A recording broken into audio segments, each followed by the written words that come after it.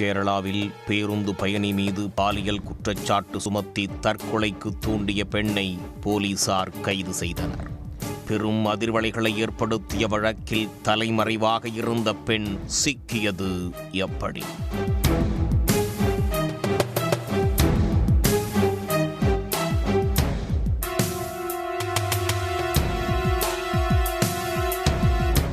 கேரள மாநிலம் கோழிக்கோட்டைச் சேர்ந்தவர் ஷிம்ஜிதா முஸ்தபா சைக்காலஜிஸ்டாக வேலை பார்த்து வந்துள்ளார்.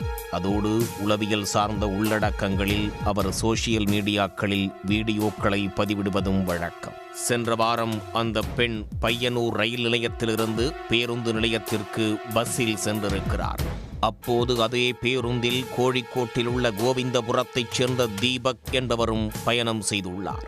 41 வயதான தீபக் கோழிக்கோட்டில் உள்ள ஒரு ஜவுளிக் கடை ஒன்றில் விற்பனை மேலாளராக பணிபுரிந்து வந்துள்ளார். ஷிம்ஜிதா முஸ்தபாவும் தீபக்கும் பேருந்தில் அருகருகே நின்றிருந்துள்ளனர். அப்போது அந்த இளம்பெண் தன்னுடைய செல்போனில் வீடியோவை ரெக்கார்ட் செய்திருக்கிறார். பேருந்தை விட்டு இறங்குவதற்கு முன்பு தீபக் தன்னை தகாத முறையில் இடித்து பாலியல் தொல்லை கொடுத்ததாக கூறி அந்த வீடியோவை சமூக வலைதளத்தில் பதிவிட்டிருந்தார்.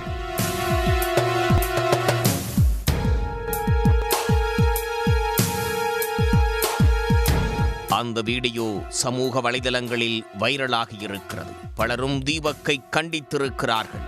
சிறிது நேரத்திலேயே அந்த வீடியோ 20 லட்சம் பார்வைகளை கடந்திருக்கிறது. இந்த விவகாரம் தொடர்பாக தீபக் மீது கடுமையான நடவடிக்கைகள் எடுக்க வேண்டும் என பலரும் கமெண்ட்களை இட்டு தங்கள் கண்டனங்களை தெரிவித்து வந்துள்ளார்கள். அந்த வைரல் வீடியோவும் அதற்கு வந்த எதிர்வினைகளும் தீபக்கை வெகுவாக பாதித்துள்ளது. இயல்பிலேயே தீபக் எந்த பிரச்சனைக்கும் போகாமல் தான் உண்டு, தன்னுடைய வேலை உண்டு என இருப்பவர் என சொல்லப்படுகிறது. சமூக வலைதளத்தில் விமர்சனம் அதிகரித்து வந்ததை அவரால் தாங்கிக் கொள்ள முடியவில்லை. இதனால் மிகுந்த மன உளைச்சலுக்கு ஆளான அவர் வீட்டில் தூக்கிட்டு தற்கொலை செய்து கொண்டார்.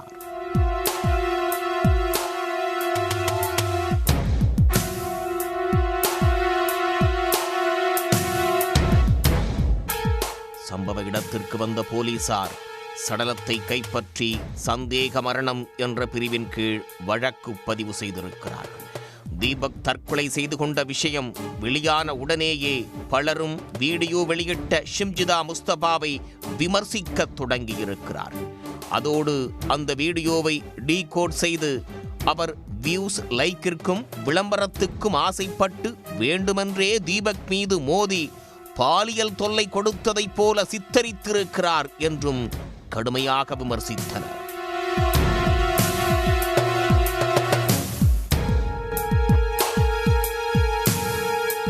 சமூக வலைதளங்களில் எழுந்த விமர்சனத்திற்கு பதிலளிக்கும் விதமாக சம்பந்தப்பட்ட அந்த ஷிம்ஜிதா முஸ்தபா மீண்டும் ஒரு வீடியோவை வெளியிட்டார். அதில் தனக்கு எந்தவிதமான உள்நோக்கமும் இல்லை என்றும், லைக் மற்றும் வியூஸுக்காக இதை செய்யவில்லை என்றும், உண்மையை பதிவு செய்தேன் என்றும் கூறியிருந்தார். கேரளாவில் மட்டுமல்லாமல் இந்தியா முழுவதும் இந்த விவகாரம் பெரும் விவாதத்தை கிளப்பியதை அடுத்து மனித உரிமைகள் ஆணையம் தாமாக முன்வந்து சில உத்தரவுகளை பிறப்பித்துள்ளது.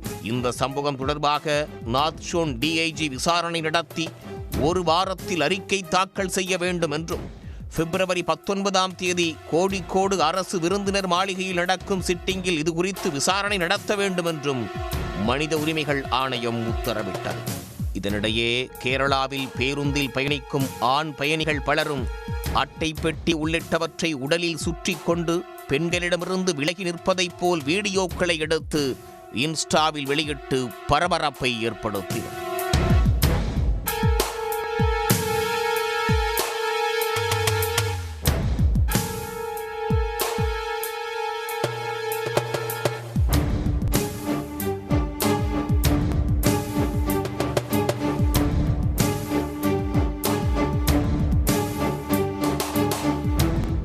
இந்த நிலையில் தற்கொலை செய்து கொண்ட தீபக்கின் தாய் கன்யகா அளித்த புகாரின் அடிப்படையில் வீடியோ வெளியிட்ட பெண்ணின் மீது தற்கொலைக்கு தூண்டுதல் உள்ளிட்ட பிரிவுகளில் கோழிக்கோடு மெடிக்கல் காலேஜ் போலீசார் வழக்கு பதிவு செய்தனர்.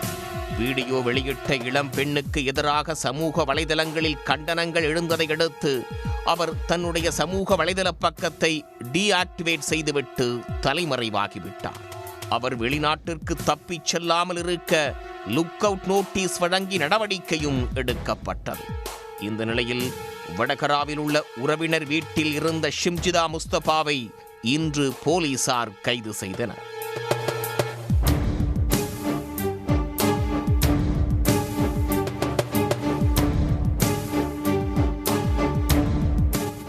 தொடர்ந்து நீதிபதி முன்பாக ஆஜர்படுத்தி அவர் சிறையில் அடைக்கப்பட்டார்.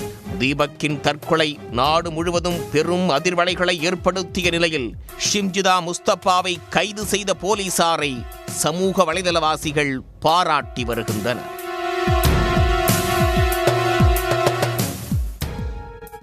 உடனுக்குடன் செய்திகளை தெரிந்து கொள்ள சன் நியூஸ் பெல் ஐகானை கிளிக் பண்ணுங்க.